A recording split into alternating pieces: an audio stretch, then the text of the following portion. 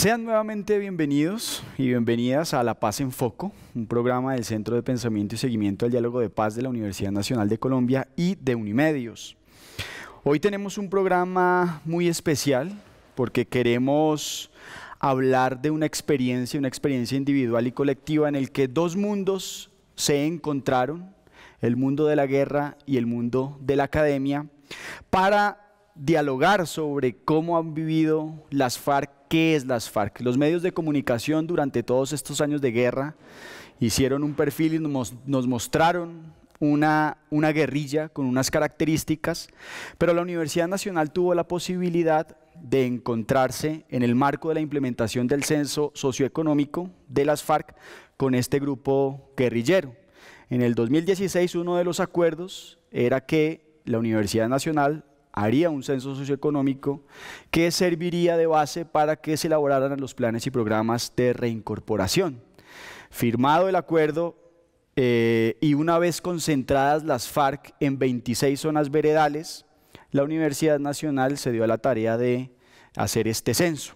Para hablar de estas experiencias tenemos 6 invitados. Vamos a empezar con ustedes tres. Tenemos en este momento a Viviana Marcela Gómez. Ella es politóloga de aquí de la Universidad Nacional de Colombia. Está haciendo una maestría en Antropología Social de la Universidad de Buenos Aires. Tenemos a Erika Sabogal. Ella es estudiante de Derecho. Y tenemos a Jonathan Ramírez. Él es licenciado de Psicología y Pedagogía de la Universidad Pedagógica Nacional. Ellas dos y Jonathan, junto con los otros 3 invitados que tenemos, estuvieron en esas zonas veredales, que ahora se llaman espacios territoriales de capacitación y reincorporación, y estuvieron además en los establecimientos penitenciarios y carcelarios de todo el país donde estaba recluida el personal de las FARC. Y con esta experiencia, tuvieron la posibilidad de conocer de primera mano este colectivo. Lo primero que yo quisiera preguntarles es ¿qué imagen tenían ustedes de las FARC antes de la aplicación del censo socioeconómico? Bueno. Viviana, sí. Bueno, para mí fue muy impactante, digamos, como enfrentarme, porque no consideraba que tuviera como esa imagen que le hiciera el juego a los medios de comunicación tradicionales, en el que pues se crea esta imagen del monstruo, de la persona deshumanizada. Entonces, cuando yo llegué, yo dije, bueno, yo creo que ese sonsonete de los medios de comunicación tradicionales de siempre estar construyendo este enemigo sin amigos, sin familia, que solo está diseñado para matar, yo dije, de pronto sí va quedando en el imaginario y tiene alguna especie de impacto. Entonces, cuando llegué, lo primero que me impactó fue ver el lazo social tan fuerte que existe entre ellos y ellas. Me pareció súper impactante porque iba más allá de la disciplina militar, ¿no? Uno puede decir pues, que hay una disciplina militar que uno evidencia, y pues, de hecho, cuando llegamos algunos estaban todavía armados y armadas. Pero ese lazo social iba mucho más allá de esa disciplina militar, y pues no entendía y no sabía, digamos, cómo conectarla, y me impactó mucho. Eso fue como lo primero que vi, las relaciones humanas entre ellos, y la forma en que nos recibieron fue una cosa como impactante, y ahí mismo como que se bajaron todas las prevenciones que traía pues de la ciudad. No sé, sí, las prevenciones que traía de la ciudad y todo eso, que por más que uno luche y que sea consciente y que esté como construyendo una imagen más crítica o una idea más crítica de lo que pasaba, pues es en serio imposible que eso no vaya calando en el imaginario de uno y en el imaginario colectivo. Eso fue básicamente lo principal que me atravesó de la experiencia. Sí, en efecto, la construcción simbólica que se ha hecho de este colectivo durante el cubrimiento de 50 años de guerra por los grandes medios de comunicación es que en efecto son unos seres como despojados de alma, dispuestos y entrenados únicamente para matar. Pero sobre la base de las experiencias que ustedes tuvieron, por ejemplo, ¿cómo fue ese recibimiento? O sea, es decir, viene a la Universidad Nacional a hacernos un poco de preguntas, a escudriñar de nuestra vida. ¿Cómo fue ese recibimiento? ¿Ellos cómo los vieron cuando ustedes llegaron a las zonas, Erika? Digamos que uno lo que percibe es como esa ansiedad de ambos, tanto del que llega como el que lo espera, la ansiedad de descubrirnos, porque creo que fue ese ejercicio de descubrirnos y reinventar esa memoria histórica que cada uno concibe del otro, del que está en la ciudad, pero del que está también en el monte, en la zona, en el campesino, el rural. Creo que fue de esa ansiedad y de esa ansiedad surgieron más emociones. La mía fue una felicidad de realmente, digamos que reafirmar ese sentido que yo traía de que son seres humanos, no solamente aquel que carga un arma o aquel que está detrás de una política de lucha, sino es una persona sintiente, que tiene familia, que tiene aspiraciones, que tiene sueños, que tiene toda la lucha de salir adelante y de reivindicar absolutamente su territorio y sus vivencias, sus costumbres, sus hábitos.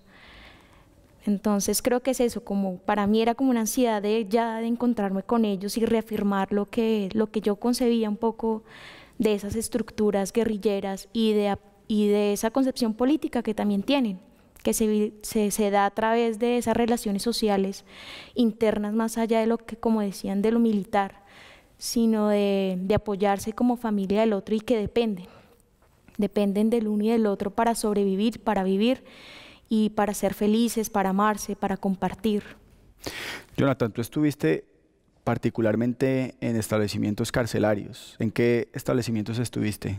Bueno, nosotros estuvimos haciendo el recorrido por Bogotá, en Picota y Modelo, en la cárcel de Chiquinquirá, en la cárcel de Cómbita, Boyacá, y estuvimos en la cárcel del Llano, de Villavicencio. ¿Y con quién se encontraron allá en las cárceles?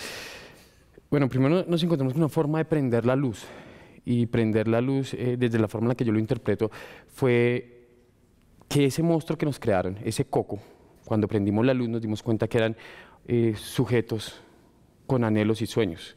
Empezamos por ahí, empezamos viendo que habían otros modelos de sensibilidad y otros modelos de forma de interpretar la realidad, desde lo más básico, esencialmente de entender el campesinado colombiano recluido en cárceles colombianas, en muchas ocasiones de forma injusta, 40 años, 30 años, 10 años, sin nunca haber empuñado un arma, pero por ser familiar o estar cerca de las FARC era un modelo diferente, pero además con unas sensibilidades distintas, porque a pesar de las condiciones complejas que habían en las cárceles, incluso para la alimentación, nos encontramos que eran personas tan solidarias que cuando llegamos, lo primero en lo que se preocuparon fue de saber si teníamos frío, si teníamos hambre, si queríamos o teníamos ganas de comer junto con ellos. Además, eso que para ellos resulta tan complejo como un tinto, era casi una forma de trasladarnos a un espacio rural donde el campesino te recibe con el tinto, el campesino te recibe con el alimento, y desde ahí empezar a construir otro tipo de formas de entender a las FARC, de entenderlas como personas extremadamente religiosas, como personas extremadamente sensibles y como personas que vivieron un país diferente al que nosotros como académicos vivimos porque lo leímos, porque lo interpretamos desde la historia, pero jamás entendimos el padecimiento de esas personas que ahora, y es una deuda del país hacia ellos, tanto las FARC tienen deudas hacia el país como nosotros hacia ellos, y era darle la oportunidad de decir y sentir de forma diferente lo que en las ciudades no ha pasado, no se ha transversalizado. Entonces esa deuda también la tenemos que cumplir a ellos para que la paz sea un ejercicio real. Bueno, tengo entendido que esta experiencia del censo socioeconómico se desarrolló más o menos durante un mes. Es decir, ustedes tuvieron la posibilidad de convivir un mes en los espacios territoriales, estar en las cárceles con los excombatientes o con la población que ahora está en proceso de reincorporación.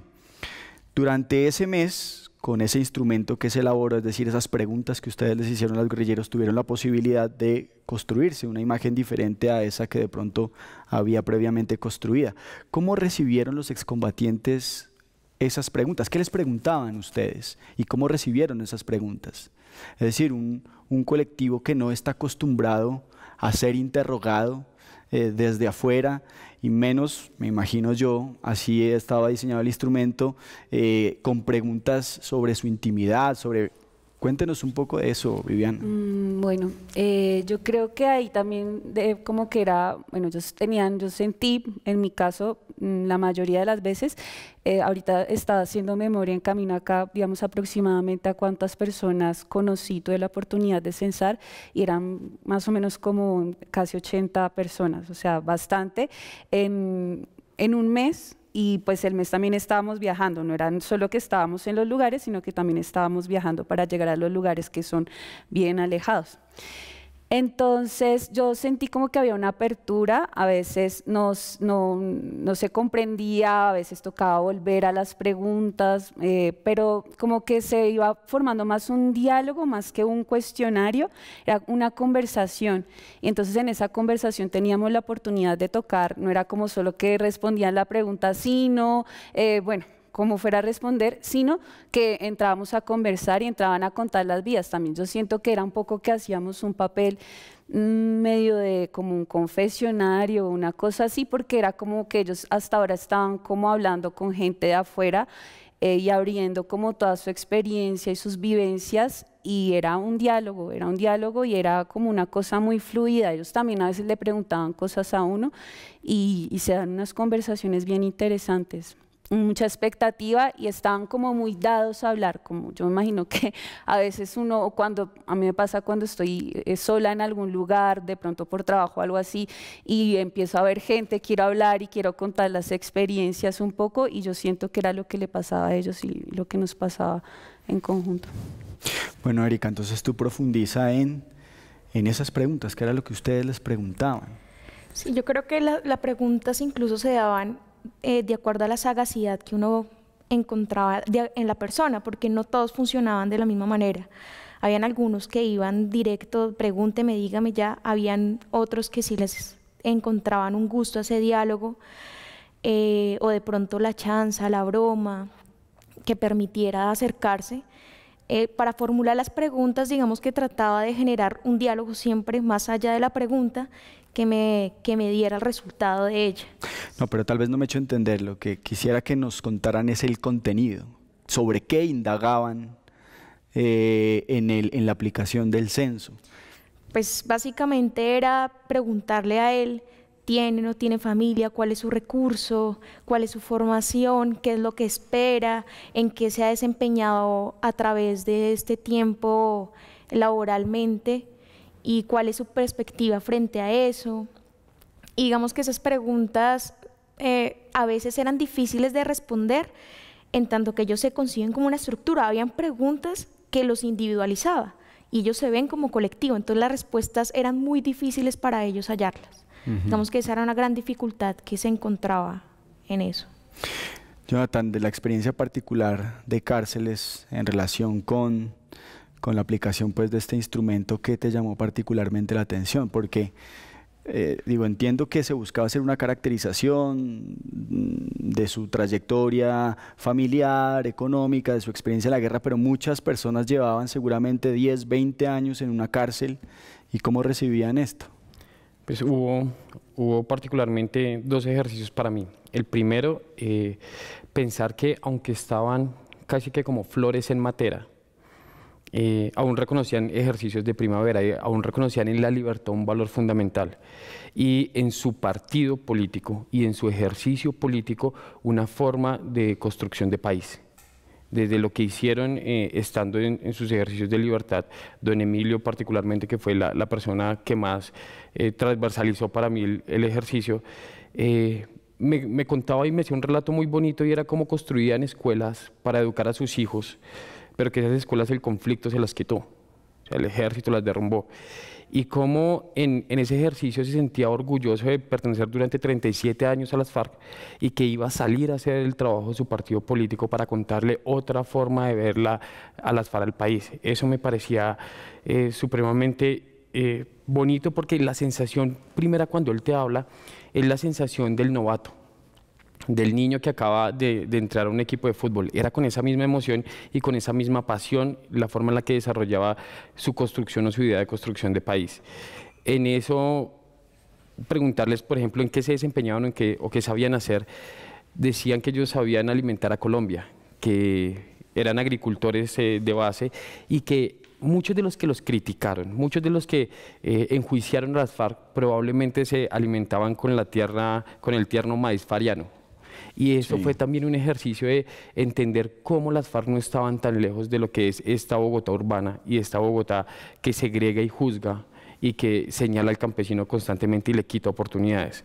Entonces creo que fue de los momentos en cárcel los más bonitos que podamos decir que entendí yo de las FARC.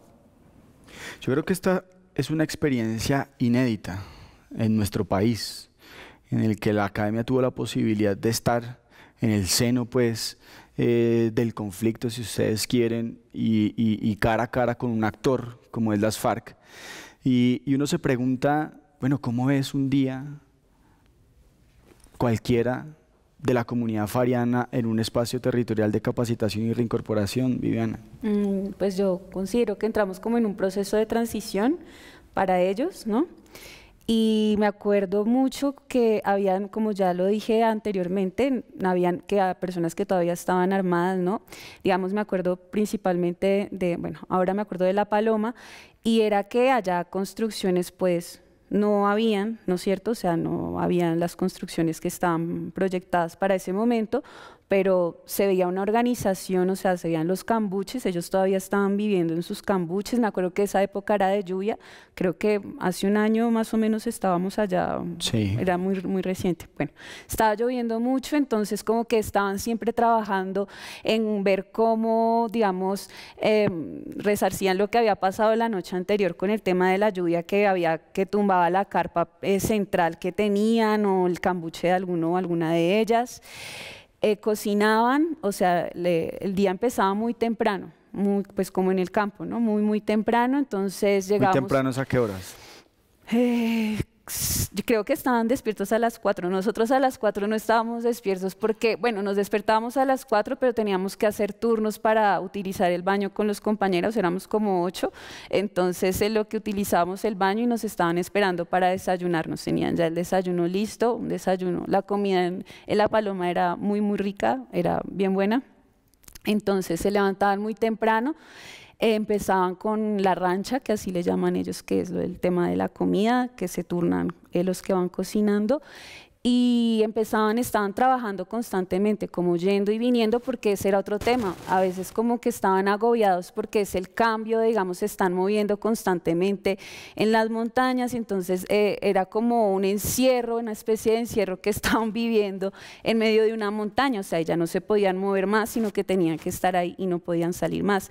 Jugaban fútbol, conversaban, se acercaban, nos miraban como que estábamos preguntando, como que estábamos haciendo, estaban como muy, pero más como de curiosidad, ¿no? Como muy pendientes con esa curiosidad. Luego ya era la hora de las 11, merendábamos algo, luego era la hora del almuerzo, almorzábamos y seguíamos trabajando, pero era como eso, como muy de estar trabajando en los cambuches, cortando madera, levantando los plásticos. También jugaban fútbol, jugaban que ping-pong, jugaban algo, como en serio que era una cosa como muy fraternal, como muy bueno, y también se vivía como mucha ansiedad, como preguntándose, bueno, ¿y qué va a pasar? ¿Qué es lo siguiente? ¿Qué va a pasar con nosotros? Era básicamente así lo percibía yo. Para cerrar muy rápidamente este bloque, Erika, ¿alguna experiencia que tú consideres de vida, pues, de estas personas que valga la pena rescatar o resaltar, que te haya marcado? Me impresionó bastante encontrarme con Eliana, que es la guerrillera más vieja de la FARC. Estaba en Pondores, Guajira. ¿Cuántos años tenía Eliana? 64, 60, más de 60 años. Sí. Y había una pregunta que creo que era de las más difíciles en contestar, que era sobre su situación psicológica. Y al formularla ella comenzó a llorar y decía que lloraba por todos los niños que ella ayudó a criar, que enseñó a leer y que habían sido asesinados en el combate. Entonces me impresionó un poco eso, como esa experiencia y ese dolor que cada uno de ellos tiene de las marcas de la guerra, porque no solamente, digamos, la población civil sufre esas marcas, sino también aquel que combate también tiene que ver a sus compañeros caer, las dificultades que surgen de ese margen, su familia, cómo los ve, también por ese imaginario que se construye a través del discurso político y de la televisión. Entonces me impresionó un poco esa vivencia. ¿Qué está esperando el colectivo de las FARC en las cárceles? Jonathan. Creo que nos estaba esperando primero poder hacer un ejercicio muy confesional, decirle al otro lo que eran de verdad. Cosa que particularmente, y siento desde mi punto de vista y por el trabajo como defensor de derechos humanos que vengo realizando, que me transversalizó tanto y me impactó tanto, que ese ejercicio que ellos hicieron de contarnos es el ejercicio que ahora yo hago con las comunidades a las que formo, con las comunidades a las que educo y con la gente con la que trabajo. Le cuento otras FARC que están diciendo que siempre fueron parte de Colombia y no estuvieron en contra del país. Les cuento que hay otra forma también de entender las FARC, y eso que estaban esperando ellos, que era poder contarlo, es algo que casi que siento que por obligación debemos nosotros llevar, y es poder contar esa otras FARC, sin que sea la voz de ellos mismos, sino con una forma más sensible desde lo que es la academia, que lo entendió solo desde el discurso político y abandonó en ocasiones el humano. Y ir a contarle a la gente ese humano que estaba ahí, que es igual que usted, que tiene las mismas necesidades, que tiene los mismos sueños, que llora y que sueña con ver a Colombia como un país grande y próspero. Bueno, Jonathan, muchas gracias. Vamos a seguir hablando de esa otra imagen que se construyó desde la Academia de las FARC en el siguiente bloque. Por ahora vamos a un pequeño corte. Bueno, estamos de vuelta en La Paz en Foco. Jonathan nos decía en el segmento anterior que hay otra posibilidad de conocer a las FARC. Casualmente, el Centro de Pensamiento y Seguimiento al Diálogo de Paz lanzó hace un par de semanas este libro que se titula Por el agujero de la memoria, construyendo paz, narrativas del censo socioeconómico de las FARC. En este libro se recogen una serie de historias de vida, las narraciones de cómo fue este proceso del censo socioeconómico. Está súper recomendado para que tengan la posibilidad, nuestros televidentes y el país en general, de conocer y de aproximarse a las FARC desde otra perspectiva completamente diferente a la que tradicionalmente nos han mostrado los medios de comunicación. Para seguir en este diálogo y en esa conversa, precisamente tenemos otros tres invitados. Nos acompaña Cristian Palma, él es psicólogo de la Universidad Nacional, con un magíster en Ciencias Sociales de Flaxo. Tenemos a Natalie Pavón, ella es politóloga también de aquí de la casa, de la universidad.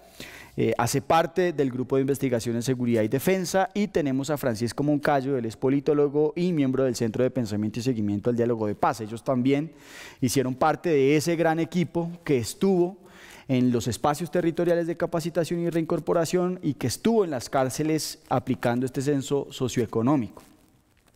Para este bloque de cierre, quisiera que habláramos sobre la importancia que tiene la implementación de los acuerdos, pero no tanto en una mirada jurídica o lo que, digamos, quedó plasmado en los acuerdos, sino en relación con las expectativas que tiene la comunidad fariana y que ustedes tuvieron la posibilidad de conocer durante un mes, Cristian. Pues las FARC que nos encontramos, pues es un perfil muy humano, ¿no? Principalmente campesinos, personas pues que han sido ignoradas por el Estado, han sido ignoradas por la sociedad, personas con muchos sufrimientos, con mucho dolor. Y bueno, esa es la FARC que también pretendí plasmar pues en el escrito, ¿no? Unas FARC con muchas esperanzas, ¿no? Pero también con muchos miedos, muchas angustias, unas FARC muy afectuosas, ¿sí? Que le recuerdan a uno como ese amor de casa, ¿no? De nuestros pueblos campesinos. Entonces, esa es la FARC con la que uno se encuentra, una FARC que está debatida en este momento entre la esperanza y la angustia. ¿Y cuáles son los miedos?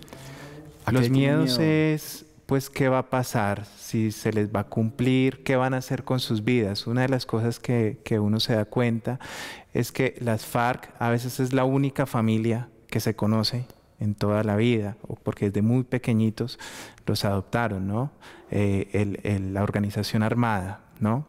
Y a veces también es la única escuela, a veces es la única vida que se conoce. Entonces el miedo está, ¿qué mundo hay afuera de esto? ¿Qué mundo hay afuera de las FARC? Y esa es la principal angustia que yo veía, sobre todo en los que llevan muchos años ahí, ¿no? Que no conocen otra vida que eso, ¿no? No conocen otra familia, no conocen otra escuela, y ahí están sus principales angustias. Natalia, ¿alguna experiencia que te haya marcado? Bueno, el grupo con el que yo estuve se enfocó en realizar el censo en las cárceles de Chiquinquirá, de Tunja y de Bogotá. Realmente creo que sí es diferente la experiencia de quienes estuvieron en las zonas veredales a quienes estuvimos en las cárceles, teniendo en cuenta que nosotros teníamos que sufrir con un tema administrativo, de seguridad, para poder ingresar a las cárceles y poder cumplir también con los tiempos que nos habíamos diseñado para poder censar a todos los hombres y mujeres del grupo guerrillero. Entonces de ahí ya veníamos como con unas angustias y son las mismas angustias que encontramos con ellos, ¿no? Pudieron entrar, se demoraron en entrar, cómo los atendieron, nos recibían siempre con lo poco que ellos también tenían dentro de la cárcel, de alimentos, de frío, nos adecuaban el baño, trataban de ser lo más serviciales y colaboradores con nosotros, entendiendo pues también la situación de ingreso a una cárcel que son 2 horas, casi 3 horas para poder ingresar y poder hacer el ejercicio y poder censarlos a todos. En cada cárcel encontrábamos historias de vida muy difíciles. Ya lo han mencionado, personas que llevan 10, 20 años en la cárcel, muchos de ellos injustamente en estos centros de reclusión, cargados de una esperanza enorme. ¿Por qué injustamente? Muchos de ellos nos contaban sus historias, habían sido condenados a 20 años por de pronto haber estado en el momento equivocado, ¿sí? Por haber estado en una reunión en el que se daba un ejercicio, digamos, de socialización de las ideas del grupo guerrillero y pues por hacer, digamos, un ejercicio político eran condenados a 20 o 30 años, ¿no? Y uno ve, digamos, las injusticias frente a otros tipos de condenas, frente a gente que comete homicidios y sale a los 3, 4, 5 años. Entonces, digamos, por un trabajo político digamos, pueden tener unas penas mucho más racionales frente a la justicia. Y lo que vamos a encontrar, pues justamente es gente que lleva 20, 30 años, que digamos estaban en el momento equivocado. En el libro tengo un artículo frente a una experiencia específica que es la de Nelson. Nelson es un hombre que tiene algunos problemas mentales, y fue una persona que estaba en el momento equivocado, ¿sí? Fue injustamente condenado y lo que hizo el grupo FARC fue acogerlo, adoptarlo dentro de la cárcel, pues para su seguridad interna. Es lo que también encontramos, un grupo cohesionado, ¿sí? Adentro están organizados en su patio, se colaboran entre ellos y vemos a un Nelson, digamos, desubicado espacialmente. Cuando llegamos no tenía claro qué íbamos a hacer, pero lo que vemos es un grupo que lo adopta y lo acoge con el fin de protegerlo, ¿sí? Digamos, una cuestión humana de cómo vamos a ayudar a una persona que por X o Y circunstancia es injustamente condenado por supuestamente ser parte del grupo. Vamos a encontrar muchos casos así de personas que son vinculadas al grupo por acciones que no fueron realmente relacionadas con el conflicto o incluso con acciones que haya promovido el grupo guerrillero, pero que internamente se acogen al colectivo justamente por esa cohesión, por esa colaboración, con esa cooperación y con ese sentido humano que van a tener dentro de la organización, principalmente en una cárcel, por donde necesitan, digamos, tener una familia que los acoja, pues para poder, digamos, sobrellevar este tipo de condenas.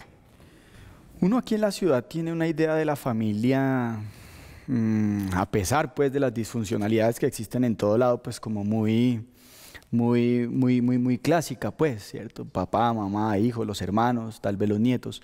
Pero ¿cómo entiende la familia el colectivo fariano, Francisco, desde tu experiencia? Es muy importante entender que además de cómo reconocer a estas personas como integrantes de una fuerza revolucionaria, un ejército, son personas comunes y corrientes como nosotros. Tienen una familia, tienen un padre, tienen una madre, tienen novio, tienen novia, tienen hijos. Entonces eso es algo que cuando nosotros nos entrevistamos con estas personas logramos sensibilizarnos. En muchos casos reconocer, demostrar mucho interés, emoción, tristeza, ¿sí? Hubieron muchas historias en las que nos encontramos con las personas y se desahogan con nosotros, ¿sí?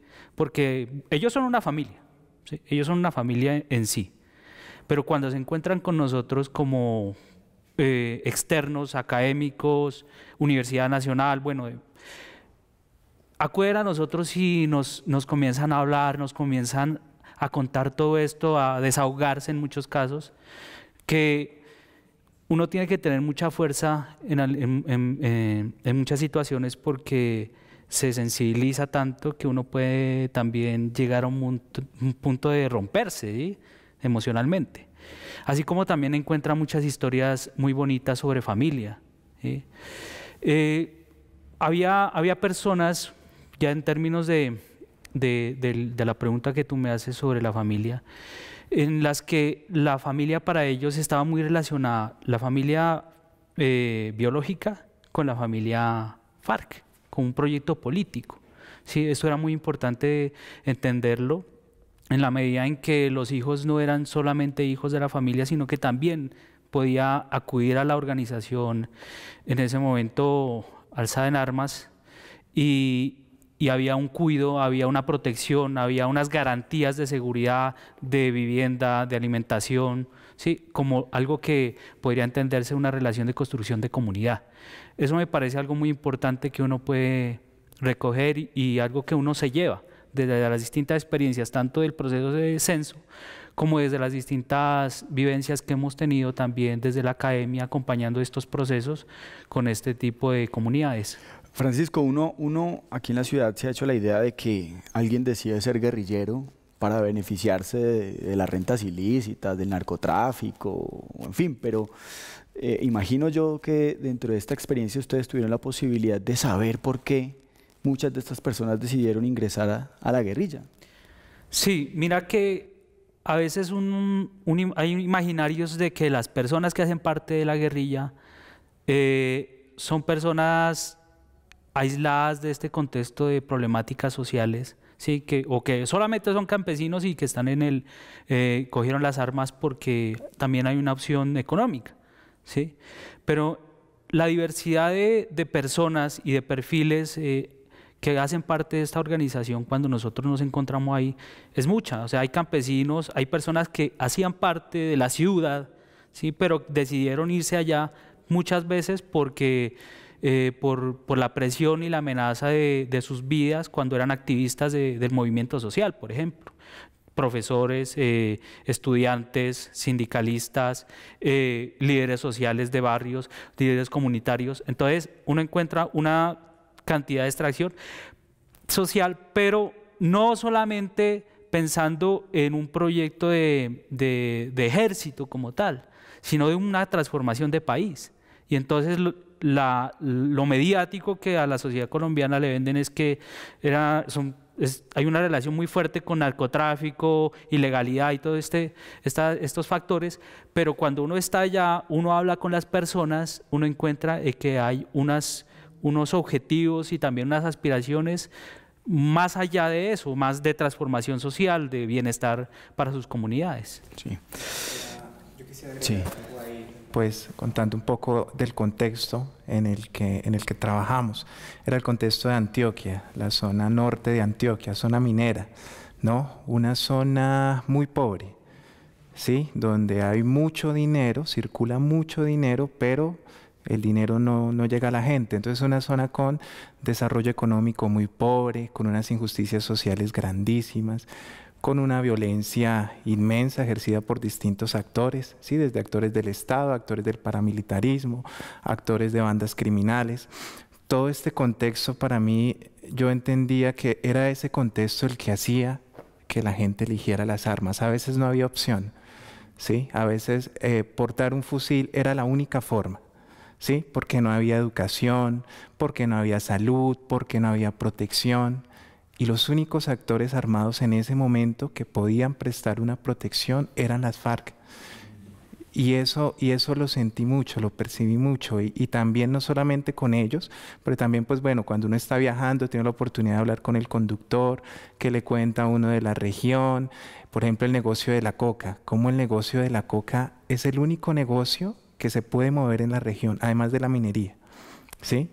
Porque todas las demás opciones, pues por las características naturales del lugar, pero también por las características de violencia y de monopolio de la economía, entonces a veces el negocio de la coca era el único negocio posible. No. Y entonces son ese tipo de cosas las que uno comienza a concluir. Natalie, uno de los acuerdos es el indulto para las personas que estaban privadas de la libertad. Muchas de ellas ya salieron, aún quedan pendientes algunos casos. Y estas personas van a salir.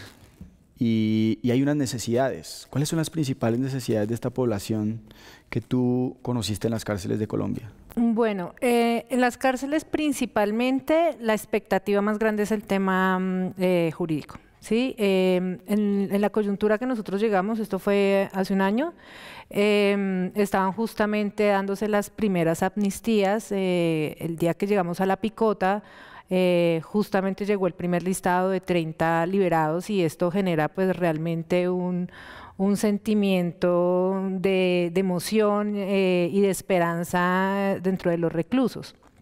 Cuando ya llegamos a Tunja, Chiquinquirá, encontramos que estos procesos estaban muy demorados, ¿sí? Que habían entorpecimientos o demoras por parte de algunos jueces en específico que no estaban cumpliendo con lo acordado en términos de amnistías.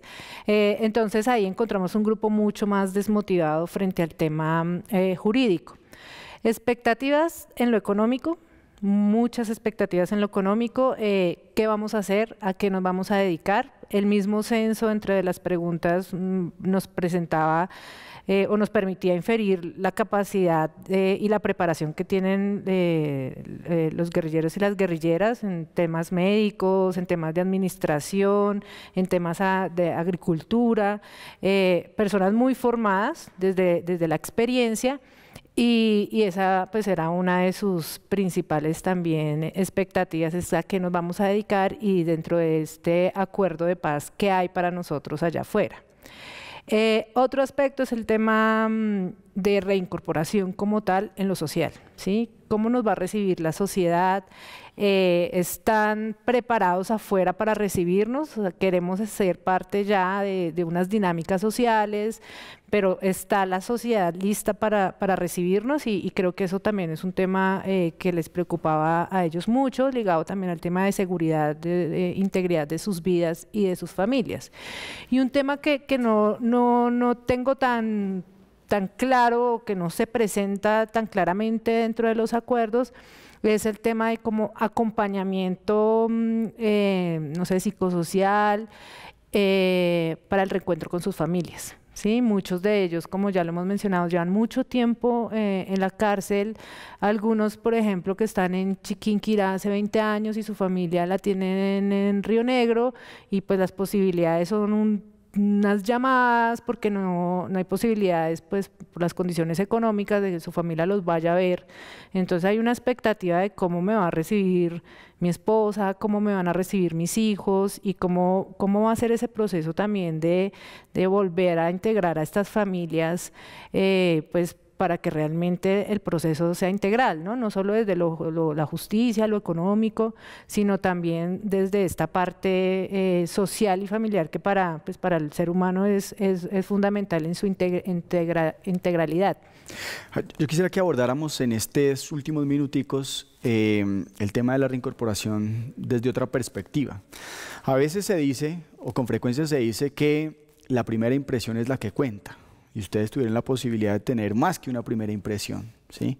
Y en la calle se dice, no, esa gente de las FARC no va a cumplir, eso no han entregado las armas, eso se van a volver al monte. Pero de esa experiencia que ustedes, de esa impresión que ustedes tuvieron en los espacios territoriales y en las zonas veredales, uno pudiera decir, bueno, ¿La FARC sí está comprometida o no está comprometida con el proceso? ¿Sí le están diciendo la verdad al país? ¿Sí están avanzando y cumpliendo los acuerdos? Es decir, de eso que ustedes conocieron, el compromiso pues con la paz, Francisco. Yo pensaría, cuando tú dices el primer pantallazo, la primera impresión que uno tiene, y es que sí, porque, por ejemplo, ya no tenían armas en ese momento, ¿sí? Estaban concentradas en las zonas, y lo primero que uno encuentra es que ya son personas que están pensando es en estudiar, ¿sí? Son cosas que a uno, o sea, queremos estudiar porque queremos aprender, queremos prepararnos para poder administrar mejor los proyectos, queremos ya encontrarnos con nuestra familia, ya están pensando no en ese momento, sino en un futuro, ¿sí? Y eso es algo clave para entender que ellos ya no estaban pensando en las armas, ¿sí? Que esa es como una de las preocupaciones más grandes que tiene el país. Ellos ya estaban pensando bueno, ¿cuál va a ser nuestra construcción de vida, nuestro futuro, nuestro proyecto como comunidad? O si nos vamos con nuestras familias que queremos traer acá, o cómo vamos a hacer en un futuro para nuestro proyecto de vida. Entonces es algo que a uno le hace poner un alto frente a eso que a las personas se les dice cotidianamente sobre la guerra, y es que estas personas ya estaban pensando en cómo van a construir comunidad. Es algo muy claro. ¿Qué opinas, Natalie? Sí, totalmente de acuerdo con Francisco. Lo que encontramos es personas con un proyecto a futuro lleno de expectativas que lastimosamente podríamos decir después de un año hay una serie de incumplimientos que uno dice realmente estas personas, todas esas esperanzas, todos esos proyectos que tenían, en dónde están, ¿sí? ¿Qué está haciendo el Estado realmente para cumplir, para que estas personas también pues tengan esa posibilidad de reincorporarse? Pero nunca dejaban en su diálogo, en su discurso, la necesidad y la posibilidad de seguir trabajando en un proyecto político para un mejor país. Siempre en el discurso estaba la necesidad de seguir trabajando por el país, de seguir trabajando por sus comunidades, por sus territorios, y como lo menciona Francisco, muy ligado a cómo vamos a, no solo como familia FARC, sino como familia de mi esposa, mis hijos, o en el caso de las mujeres, pues sus esposos, cómo vamos a realmente construir sociedad conjuntamente, pues ya alejados de las armas. Un total compromiso y una total expectativa frente a lo que venía en ese momento en el proceso de paz, y realmente comprometidos, los vimos muy comprometidos. Cristian, para finalizar, si las FARC fueran una persona y tuvieras que presentársela a alguien, a tu mamá, a un familiar, ¿cómo se la presentarías? Pues es una persona humilde, que piensa en colectivo, que piensa en transformación de país. Básicamente yo le diría eso. Bueno, Cristian, muchas gracias. Vamos a cerrar este bloque y ya volvemos en La Paz en Foco. Bueno, para continuar en esta conversa, creo que es importante hablar de por qué es importante o fundamental cumplir con los acuerdos. Hay unas expectativas que se han generado. Queda claro en lo que ya hemos conversado que la voluntad de paz de las FARC está aprobada, pero hay un conocimiento que ustedes tienen en las zonas veredales, un colectivo, digamos, que se ha comprometido con la paz, pero hay unos miedos, decías tú, Cristian. ¿Por qué es importante que se avance en la implementación de los acuerdos? ¿Qué pasaría si no se avanza?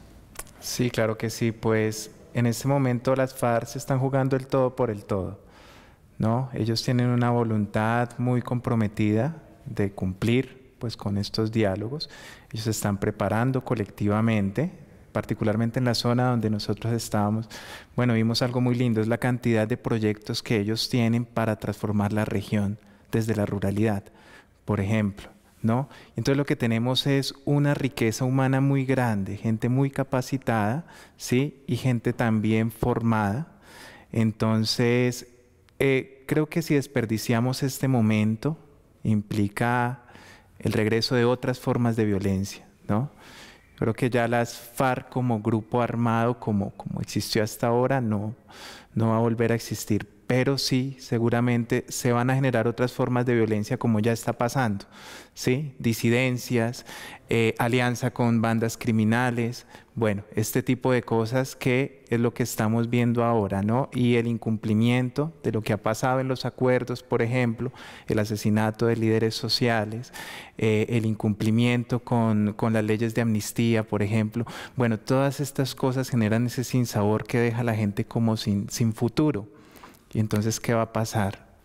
Pues un lugar común en la calle, pues, en los medios inclusive, es que ese acuerdo con las FARC es un premio a sus bandidos. ¿Por qué reviste particular importancia ese colectivo de las FARC? ¿Y qué opinión tienes de esas ideas comunes que maneja la gente, o que se circulan, Natalia? Sí, por la idea de país que tienen ellos. Es una idea diferente, muy enfocada desde lo social, de las necesidades del campesino, de los colectivos, de los líderes sociales y de las comunidades. Muchos de ellos, en su gran mayoría, son campesinos, han tenido que vivir no solo este conflicto, sino otros conflictos en sus regiones, y conocen muy bien cuáles son las necesidades económicas, sociales, culturales, políticas que hay dentro de sus regiones.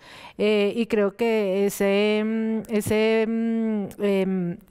conocimiento que ellos tienen y la experiencia que les ha dejado el conflicto les permite justamente aportar mucho para los proyectos políticos a futuro que tiene el país, principalmente en un proceso de acuerdo, de posconflicto. La mirada del grupo guerrillero es fundamental para que realmente los lazos de reconciliación, de verdad, de reparación se puedan dar. Esto no es un tema solamente de cumplámosles a la FARC, sino cumplámosles a las víctimas. Y para cumplirle a las víctimas tenemos que realmente implementar los acuerdos tal cual fueron negociados y firmados. Sí.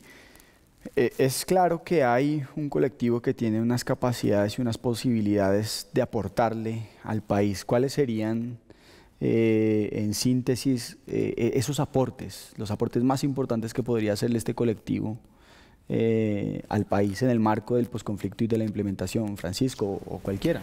Pues pensaría que los aportes que uno puede esperar, ¿sí?, como sociedad colombiana de la implementación de los acuerdos, pensaría yo, es que primero entender que los acuerdos hacen parte de una visión de transformación de país, de transformación de las causas estructurales que dieron origen al conflicto.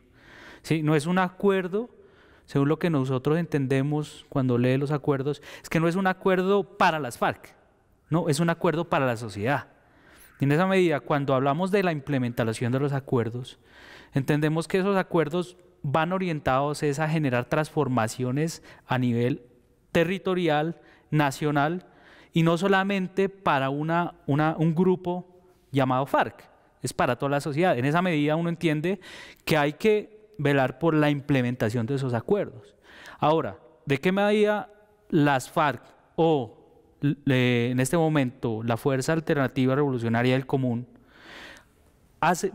puede aportarle a la sociedad? Pensaría que tienen mucho que enseñar, ¿sí? Que tienen mucho que enseñar principalmente porque ellos han vivido y han hecho parte de una sociedad que ha recogido como las demandas sociales de la exclusión, de la marginalidad, de la pobreza, ¿sí?, de la violencia, tanto física como política, ¿sí? Entonces, hacia los territorios ellos tienen mucho que aportarle, entendiendo que la construcción de paz es una construcción de paz territorial que nace de poder satisfacer las necesidades y problemáticas de los territorios en particular, que son generalmente poblaciones alejadas de las ciudades, que las ciudades no han entendido todavía, o nosotros los habitantes de las ciudades no hemos entendido la magnitud del conflicto, porque ese conflicto se desarrolló principalmente fue en el campo, ¿sí? Entonces es allá donde se encuentran las mayores potencialidades de desarrollo de este país, de las transformaciones que necesita el país para poder entender un proyecto de país más democrático y con mayores niveles de igualdad y democracia. Ha transcurrido ya 1 año y unos meses de la firma del acuerdo, es decir, 1 año y unos meses llevamos de la implementación de los acuerdos. Sin embargo, está claro que ha habido dificultades para cumplir con esos acuerdos. Y ustedes tuvieron la posibilidad de conocer un colectivo en sus esperanzas y en sus sueños. ¿Ustedes creen que esos sueños y esas esperanzas pueden verse frustradas si los acuerdos no se cumplen o las FARC van más allá de los acuerdos? Bueno, yo Natalia. creo que muchas de esas esperanzas sí han sido frustradas. Sí hay una FARC, un colectivo que va mucho más allá de los acuerdos, hay unos proyectos colectivos, hay unos proyectos individuales que seguramente ya han echado a andar.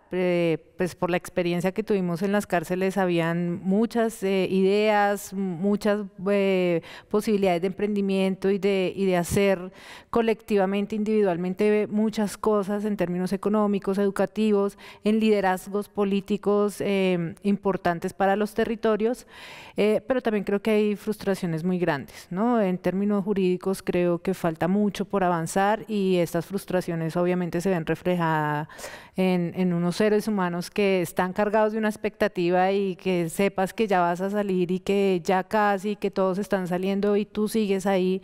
Eso obviamente genera unas frustraciones individuales, pero aún así yo creo que todavía hay unos proyectos mucho más grandes en términos políticos y económicos de la organización que pues a pesar de que los acuerdos no se implementen como esperamos todos que se implementaran y con la rapidez y agilidad que debería ser, esos proyectos siguen adelante. ¿Cuál es el principal, voy a utilizar una palabra que no sé si sea la mejor, el principal capital humano con el que cuenta las FARC para enfrentar todo este periodo de construcción de paz, que implica obviamente pasar por la implementación de los acuerdos, las esperas frente a los tiempos de la administración? ¿Cuál es el principal capital humano con el que cuenta las FARC para eso? Sí, las FARC pues es una organización muy formada políticamente, en primer lugar, pero que también han desarrollado muchos otros tipos de saberes dentro de la organización, saberes relacionados con la medicina, saberes relacionados con la agricultura, con la comunicación, bueno, una diversidad de saberes que de verdad uno se asombra, una escuela tan integral como esa, ¿no? Pues precisamente ese es el capital humano con el que cuenta y es un capital humano que está pensando en transformar la realidad del campo, que tanto la necesitamos, ¿no?